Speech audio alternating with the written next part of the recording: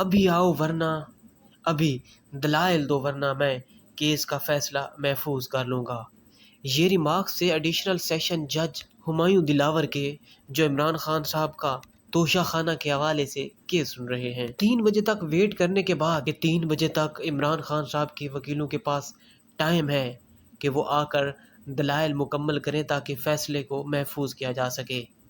3 بجے ویٹ کرنے کے بعد جب اسلام آباد ہائی کورٹ کی جانب سے کل کا محفوظ کیا ہوا فیصلہ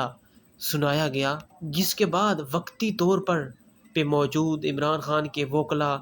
اور پی ٹی آئی کی لیگل ٹیم خود کو ریلیکس محسوس کر رہی تھی اور سمجھ رہے تھے کہ اب عمران خان کو ریلیف مل گیا ہے،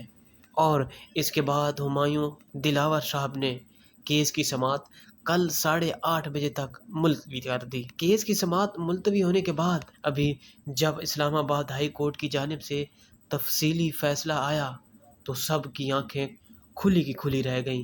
کہ ہمارے ساتھ ہوا کیا ہے۔ پہلے جب یہ فیصلہ سنایا گیا تو وقتی طور پر معلوم ہوا کہ عمران خان صاحب کو توشہ خانہ کے کیس کے حوالے سے ریلیف ملا ہے،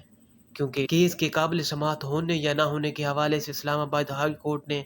آرڈر کیا کہ ہمایوں دلاور صاحب دوبارہ اس کیس کو سنیں اور فیصلہ کریں کہ یہ کیس قابل سماعت ہے بھی یا نہیں، جس پر سب کو یہی لگ رہا تھا کہ ابھی فی الحال عمران خان صاحب پر اس کیس کے حوالے سے جو فیصلہ تھا وہ ٹل گیا ہے۔ اب دوبارہ دلائل ہوں گے جس میں تقریباً 15 سے 20 دن لگ جائیں گے،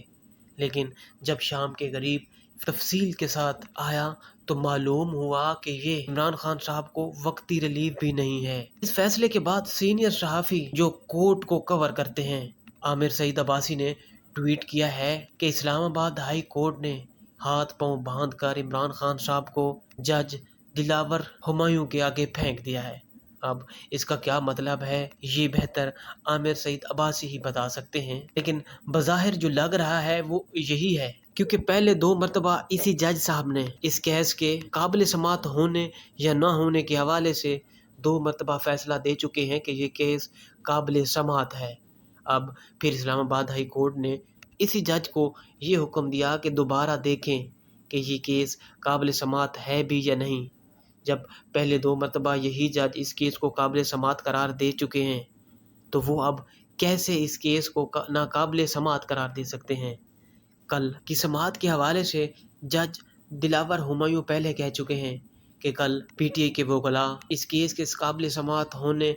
کے حوالے سے اپنے دلائل مکمل کریں گے، جس کے بعد فیصلہ ہوگا۔ یہ کیس کے حوالے سے جب فیصلہ جاری ہوا تو اس میں کچھ ٹیکنیکل پوائنٹ تھے جس کو لے کر قانونی ماہرین کے تبصرے سے بھی یوں لگتا ہے کہ کل عمران خان صاحب کے لیے بہت بھاری دن ثابت ہو سکتا ہے۔ پی ٹی آئی کی وکلاء کی ٹیم کو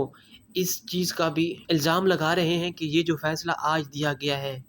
یہ فیصلہ کل ہی لکھا جا چکا تھا۔ کل صرف اس لیے نہیں اس فیصلے کو سنایا گیا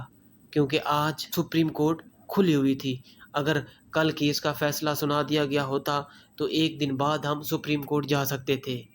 آج اس کیس کا فیصلہ اسی لیے سنایا گیا ہے کیونکہ اب اس کیس کے حوالے سے ہم سپریم کورٹ نہ جا سکیں اور جج دلاور ہمایوں اس کیس کے حوالے سے فیصلہ محفوظ کر کے فیصلہ سنا دے، کیونکہ ہفتہ اور اتوار اس سپریم کورٹ بند ہوتی ہے تو ہمیں وہاں پہ جانے کا موقع نہ مل سکے گا اور یہ کیس ہمایوں دلاور صاحب اپنے منطقی انجام تک لے جائیں گے۔ اس کیس کے حوالے سے تجزیہ کرتے ہوئے سوشل میڈیا صارفین اور عمران خان کے سپورٹرز یہ بھی الزام لگا رہے ہیں کہ اس کیس کے حوالے سے عمران خان کی لیگل ٹیم نے بھی عمران خان صاحب کو کافی نقصان پہنچایا ہے اور اس نہج تک لائے ہیں، کیونکہ جب کیس کے حوالے سے فیصلہ سنایا گیا تو عمران خان کی قانونی ٹیم میں شامل بیرسٹر گوہر علی اور لگ رہے تھے، حالانکہ حکومتی ٹیم کی جانب سے یہ کہا گیا تھا کہ آپ انتظار تو کر لیں، ہو سکتا ہے تفصیلی فیصلے میں کچھ اور ہو۔ ان چیزوں سے یوں لگتا ہے کہ یہ فیصلہ کچھ گڑبڑ ہے اور یوں لگتا ہے کہ کچھ لوگوں نے فیصلہ کر لیا ہے کہ بہرحال عمران خان صاحب کو اب سیاست سے باہر کرنا ہے۔ عمران خان صاحب پر کل کا دن کس طرح ہوگا؟ کیا عمران خان صاحب کل نااہل ہو جائیں گے؟ اگر نااہل ہوئے تو کتنے عرصے کے لیے ہوں گے؟